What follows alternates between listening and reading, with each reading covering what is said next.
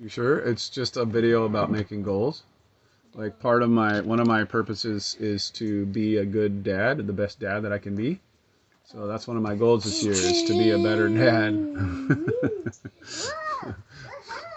um, so close the door, please. Thank you. All the way, please. Okay. Um, so in the many monotheistic traditions, the desires of the body are seen as evil, and um, what that does. So the desires of the body are food, sex, and power. Those are the desires of the body, and those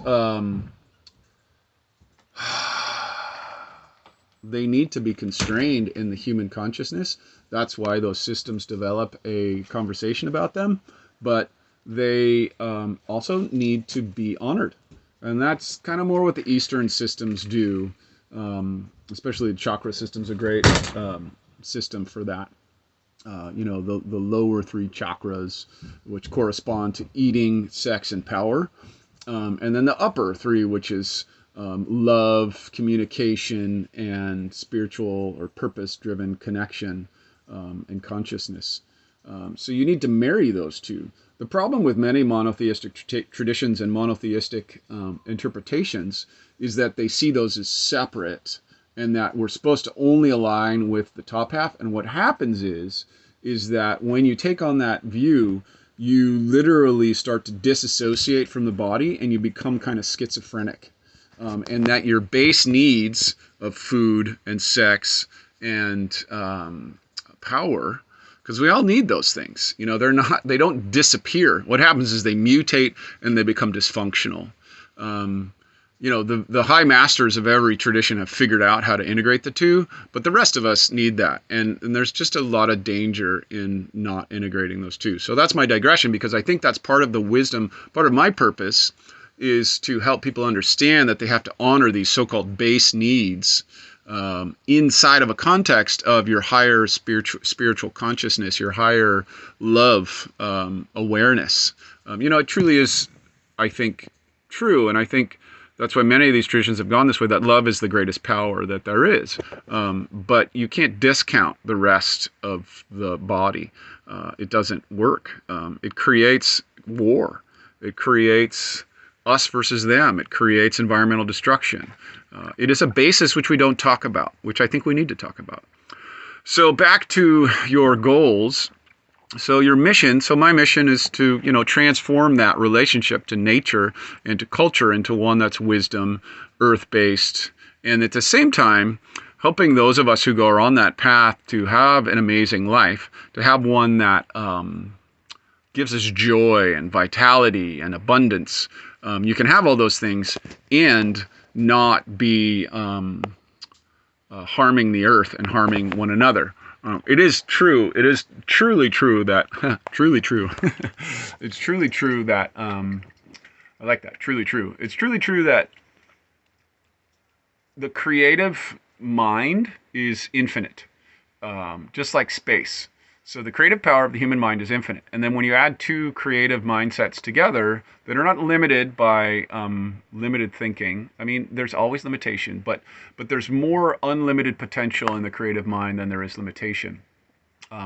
So if you add that unlimited creative potential, it literally is infinite. But here's the problem. The problem is that material world is finite. And the relationships between us and the natural world and the solar system and the earth systems, that's a finite and complex system which we don't understand, and it really kind of be impossible to understand it. I mean, we get glimpses into it and we think with our limited knowledge that we can terraform and manipulate the environment, but those relationships are so infinite, and they say that everyone is separated by 6 degrees of relationship, or that when a butterfly flaps its wings, it's felt halfway around the world. Those complex interactions and relationships are real. And so it's a lot of human hubris for us to think that somehow we're going to master that system. In a way, we'll master it, but it won't be the same. We can go terraform Mars, and that will be our creation, just like indoor air conditioning, but it's not going to be like going out and camping. It's not going to be like being out in nature, and something will be lost. So I just hope as a culture we decide not to lose the magic and power of earth-based vital living, which demands biodiversity and interconnectedness, and actually gives us vitality in our body. I think that's one of the biggest things that we need to do. So again, I'm digressing off of goals onto my mission, which I suppose is appropriate because one of my goals is to stay consistent with my mission. So what is your mission? If you manage to get through that digression, then you must care enough about the environment and the future of life on Earth and the vitality of the living systems to continue listening. So then if you did make it this far, then what is your mission? So you got your values. What are your core values? You should write down at least 5. Don't go past 10 because it gets all muddled. Just drill it down to like 5.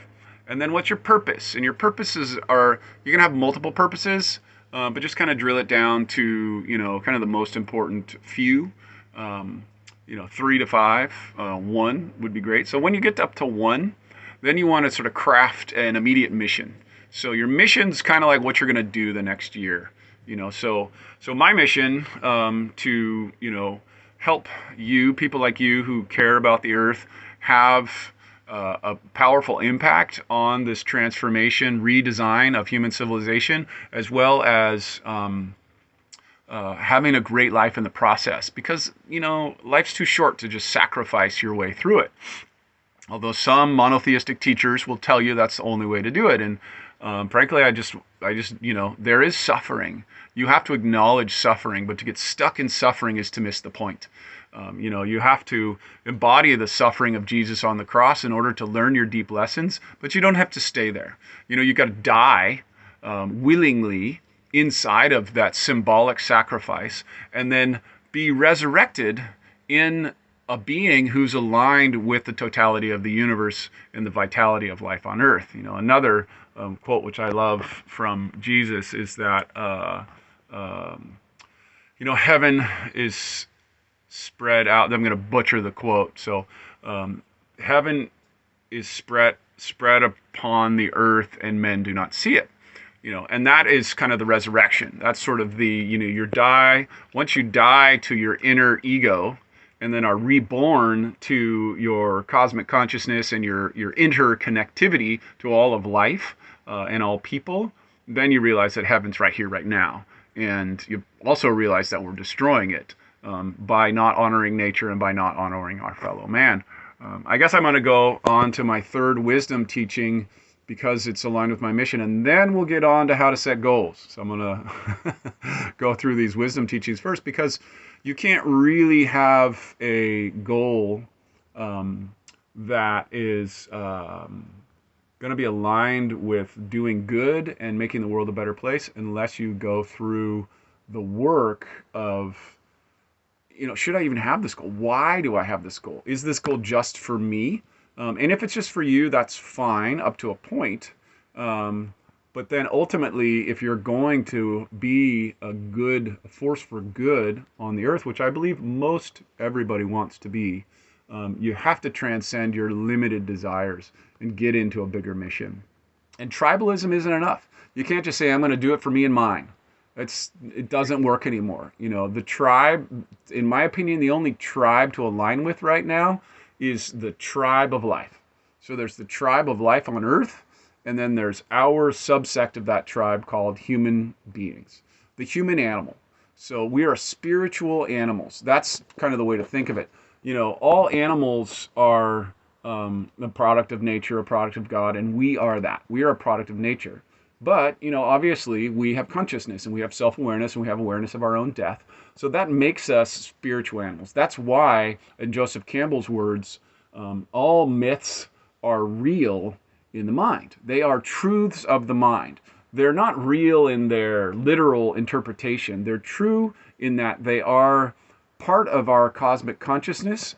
The resurrection and the sun God, the Son of God, who dies and is resurrected, is there's myths that popped up independently that have that same motif all over the world at different times and at the same time in different places in cultures that were completely isolated from one another. So that particular truth, that's a truth of the mind. So you're part of that truth. So that symbol is real in your mind. On some way, you have to die to your own ego. You have to suffer without malice and then be reborn into an awareness of love and connection. So, um, I'm giving biblical analogies, but all of these things are true in many other religions. That's not the only one. Um, so going back to now that we've gone through the sort of what in my opinion is the wisdom ideas that you have to move through, like what are your values? What is your purpose? What was your last year like? How are you basing your new year in things that you need to acknowledge in order to move forward? So in my particular example of where I'm going to work on my finances, so there's an area. So the areas that I had success in were increasing my hourly wage, and reducing my work for other people per hour, as that's a goal of mine. Be more self-employed, to collecting more assets, and to developing passive income sources like my rentals that are on their way to completion. And where I fell short was managing my budget. So there's a couple of things that so here's kind of the bottom line of how you and everyone, I think, should set goals in any context. And this is actually how to change at any time, now or in the new year, the mid-year, the summer solstice, the equinox, any time of the year. You want to honor the different parts of the year because each different season, especially if you're in one of the northern or southern hemispheres, the solar cycle definitely affects you, because you are an animal. You're a spiritual animal, and the amount of light that is in the sky changes your capacities. You can artificially light yourself up, but it's different than the natural light. Look at Huberman stuff on that. I mean, the talk about the amount of light that you need to get and how you get it is incredible, on how it changes. For the little bit that I've done and the morning sun gazing that he recommends, it seems to have a pretty profound effect on my capacity. So here is the $10 million tip. The $10 million tip is don't work on the goal. So figure out what the goal is. So for me, the goal is going to be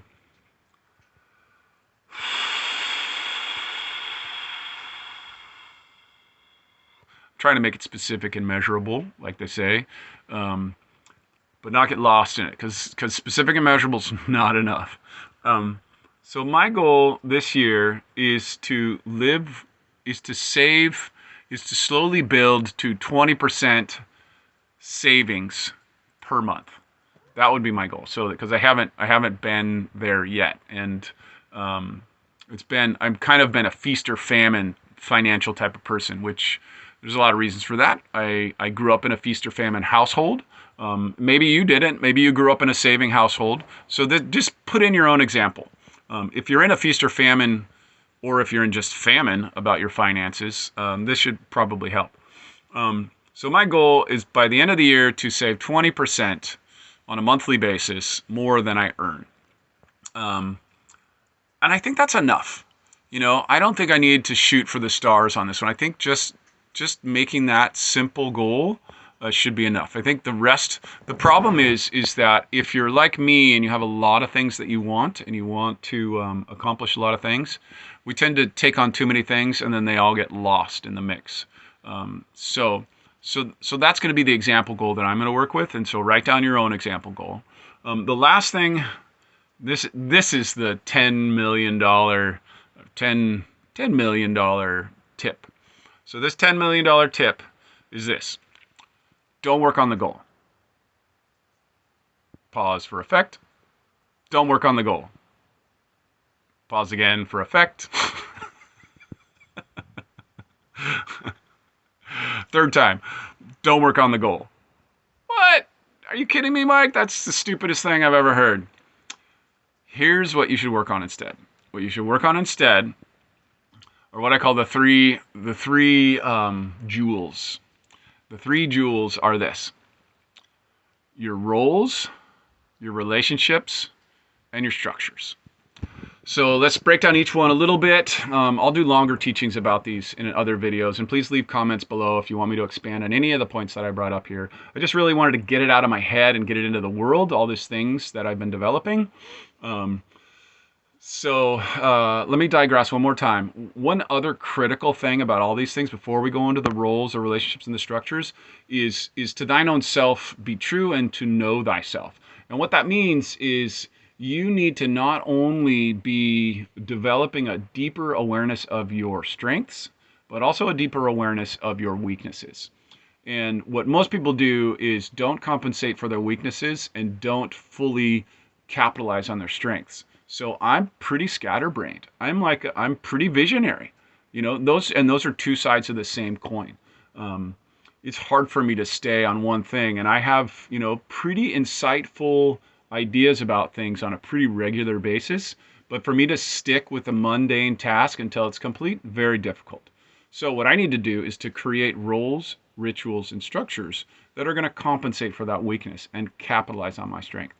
So for example, one of the structures that I have are the people that I work with. So I'm self-employed. If you're self-employed, this should really help you. Whatever it is that's hard for you to do, like it's hard for me to do things by myself. Again, another weakness, which I'm not going to transform. I'm not going to go like ego my way through it and will my way through it. I'm going to will my way through other more important things in my life. I'm not going to transform everything about me. So this is the thing early in your life, which you got to get. You got to get that, you know, Joseph Campbell says it the best way when he says, be careful when you're exercising your demons that you don't throw out the best part of yourself. So if I try to exercise my demon of, you know, being a little bit scatterbrained, I might throw out my visionary nature. And I'm not going to do that because that's the best part of me. So instead, what I'm going to do is I'm going to create roles and structures and relationships that hold me. So I have a business partner in my real estate rental investment, and he is much better at that steady state work. And so that relationship holds me to my financial goals. And then I have a structure of setting a schedule every month and then having to be accountable to people that I'm not going to let down. Like I'm not going to let down my clients. I have construction clients. I'm not going to let them down. I'm going to go and show up at the job site because it's not acceptable for me to not show up. Now, if it's acceptable for you, then I don't know how you deal with that. But you got to use your own standards to elevate your life. So there's one structure that I'm suggesting here, I'm giving you as an example, is the structure of scheduling events with people that you will not let down. So scheduling work, scheduling anything that requires you to be there, that they're depending on you. So scheduling things that other people depend on you. So that would be a structure. Another structure would be taking on a new job. You know, maybe taking on a job as a financial advisor. A great structure, if you're trying to learn how to do something, is to teach someone else. So if you take on teaching someone else, like I'm trying to teach you guys about the best ways to make new effective goals, every time I try to teach somebody else, I get a little better myself. So that's actually, they've shown actually the best way. If you truly want to transform something in your life, if you want to become better with finances, with health, with relationship, start trying to teach other people for free, for money, whatever it takes. Just a volunteer, just start teaching other people. The act of teaching other people will build your confidence and will give you a structure that makes you better at it. You know, when I was dealing with a lot of back pain and neck pain, because I broke my neck when I was 18 and I blew out L5S1 when I was 25, I became a therapeutic yoga instructor. And in the act of teaching other people about how to heal their body, I got everything that I needed, not everything, but I got mostly what I needed to heal my body. And that was 25 years ago. And I'm still charging, you know, I'm still doing construction at 55 with the multiple injuries. Most people would have been taken out at this point. And that was directly because I changed my role and my structure. Now, on to relationships. So you want to surround yourself with people that are succeeding at a slightly higher level than you want to succeed. So if you want to take on finances, for like my example, maybe you join a local investment group. Maybe you join an online investment group. Maybe you join Debtors Anonymous. Any type of any type of relationship that you have, that you take on, that's in the realm of your goal, is going to be powerful and beneficial. So that's it. I was just thinking how it took me a second to collect my thoughts there. How yeah, you really don't need to work on the goal. The goal will work itself out. I think it's, it's good to have that North Star to point yourself at, but more importantly, restructure your life. So the structures, and then those structures, another thing I didn't talk about in terms of the structures. So your roles, mainly I talked about roles in relationships. I was kind of calling those structures. So when I'm meeting someone at work, that's actually more of a role.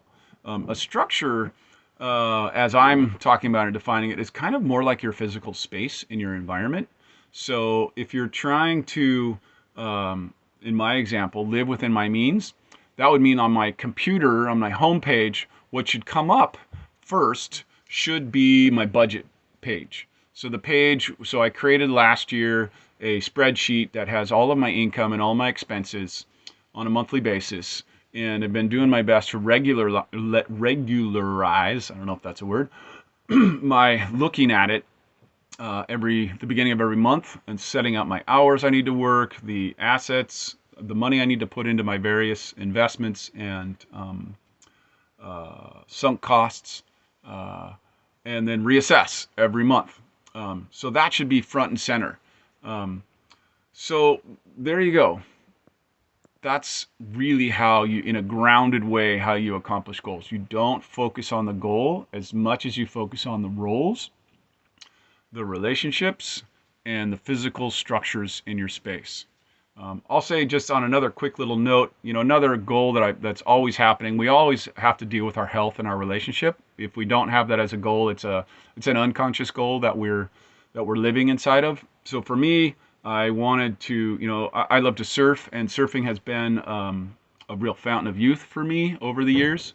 And I wasn't getting out enough this year because I've been very busy with many, many projects, a large homestead, fixing and repairing and creating a food forest, and putting in, working on alternative energy and water systems and gardens and ducks and chickens and getting ready for animals and, lots of stuff like that. I digress. Not to mention running my construction company, developing a rental, going on an investment projects, creating how-to YouTube videos, creating construction YouTube videos, creating life skill videos. So there's a lot of stuff going on. So there hasn't been hardly any time for fishing. I like to kayak fish, for surfing, for diving. I've made a little time for biking and hardly any time for hiking. But surfing is the big thing that I'm missing. So what I did was I joined the NSSA amateur surfing division. And so for a couple times this winter, I'm going to go down to Santa Cruz and I'm going to surf in the contests. And then in the summer, I'm going to go to the nationals. And the reason that I'm doing that is not because I want to be recognized as a competitive surfer. It's because I want a structure that's going to keep me active and get me in that realm. It's easy when I'm, if your structure is living in your van on the beach, then that's your structure. Your whole physical environment is surfing. But when you've got a million other things going on, then you need to create structures outside of your normal structure. So again, figure out what is most important to you, your values, then your purpose, then a mission for this year. And then for me, so my mission is to be part of this transformation, the redesign of civilization into one that honors life.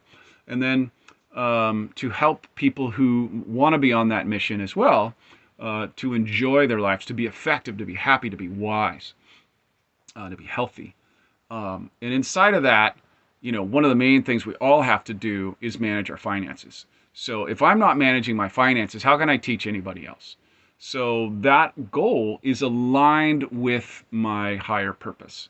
It's a selfish, self-centered. It's going to really benefit me, but it's not only going to benefit me. It is, in a way, you can think about it in one of those base chakra needs that I was talking about earlier.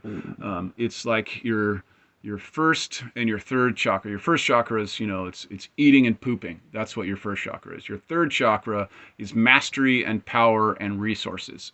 So I need a little bit more mastery, power, and resources. So it's really third chakra focused. I need a little bit more energy there. And a little digression from that would be I could incorporate sit-ups. Sit-ups are a great way to activate your power center. Any type of core strengthening exercise. So these digressions are all circled back. So this is kind of why I call what I do holistic health and holistic success, is because everything's interconnected. If you really want to be healthy, happy, and wealthy, they all circle around each other and they all feed each other. They don't really isolate from one another. So yeah, just a quick review. Start with your values, write them down, 5 max. Purpose, 3 to 5, 2, 1. Mission, what's like this right now, this year, and your goal. And then your goal. And then before you do your goal, go through your past year, see where you were doing well and what you need to work on. And then wrap your goal in there so that your goal actually becomes connected to your life. So ground it. And again, you need to figure out, are you the type of person who makes too small of goals? Or are you the type of person that makes too big of goals? I would be remiss if I didn't bring up another point in my life, which I think everyone should have, and that is some sort of support group. I actually have 2. I've had some form of a support group for the last 30 years, meeting on almost a weekly, bi-weekly basis almost that whole time. I used to do formal ones, and then I started creating my own. So I had one for 15 years. It was primarily a men's group that we did all things, sort of all types of wellness and health and success. And then now I have 2 different groups, one that's primarily focused on finances, and then another that's primarily focused on sort of higher consciousness, spiritual wellness, and overall purpose-driven living. They didn't really mix for whatever reason in the groups that I had. So why am I saying this? Because that's a relationship and a structure and a role. So it's all kind of wrapped up into one when I go into that room, or when I have that room. We often meet at my house. Then I bring all those things together and they advance me forward in a tangible way in my goals. Because I have people that I don't want to let down. And then I'm going to add one more thing that's just you'd have to have a goal to benefit from this, but it's a good idea. Use social pressure. So this is another idea around your relationships. If you can use social pressure to push you forward, it's very, very helpful.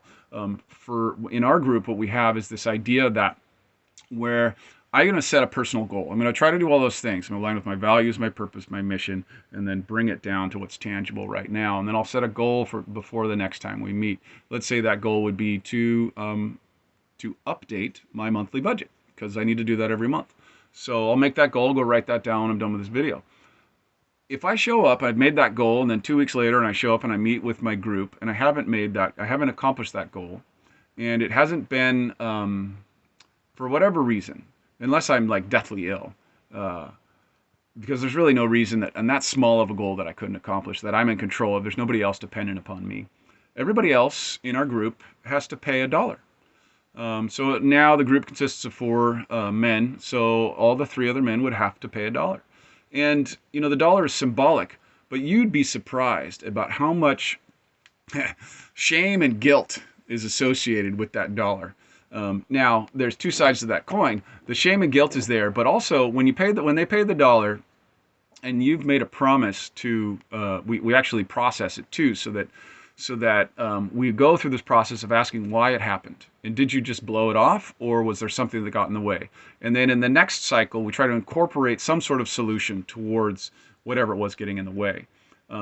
And so that hopefully, and this is what often happens, that when we work through that process, then the next time the person comes back, and with a combination of some good strategies, some support, a little bit of social pressure, which, I mean, shame and guilt are not bad things. When they're used in the wrong way, they're bad things. But if they're wrapped up in a context of I want to succeed, they can actually be okay, as long as it's not held over you in a bad way.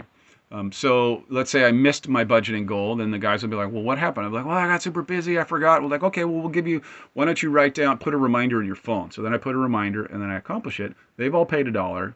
It's a symbolic gesture, but it's real. Then the next week I come, and I'm not going to do it again. I'm gonna put it in my calendar, and I'm gonna make it happen. So I highly recommend using social pressure. And that's just one example of using social pressure. There's a lot of ways you can use social pressure. You do have to be a little bit refined in how you use it, but it's very powerful. And I'd be happy if you guys are interested in the breakdown of how to use social pressure. Or maybe I'll make that into another video all by itself.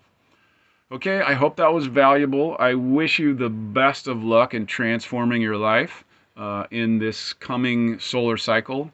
We're now, all of the days are getting longer. There's going to be more and more solar energy in the northern hemisphere. There's going to be more and more solar energy for you to utilize in your, through your brain. As Huberman says, the light goes in through the eyeballs, or the eyeballs are little pieces of your brain that stick out, and the light goes in those pieces of your brain. So I wish you all the luck to utilize this new solar cycle to the best way you can. And remember, don't work on your goals. Work on your roles, your relationships, and your structures. Get clear on your values, your purpose, and this year's mission. Okay, have a great one. Bye.